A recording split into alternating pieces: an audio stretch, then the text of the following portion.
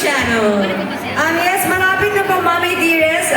Paghapon po ito, Monday to Friday, 4:05 po ng hapon. Sana po panoorin niyo po. Ayan po, February 24 na po yan, guys. So, 4:05 p.m. po. So, sana po supportahan nyo. Ayan, kasama po namin dyan si Ate Winwin Marquez, of course, si Ate Camille Prats, si Miss Amy Austria, si Kuya Dion, si Kuya Mel po, si Ate Viveka, si Vanessa, tsaka si Prince Carlos. So, sana po supportahan po nyo lahat. Wow, grabe. Galing na memorize niya. Memorize niya!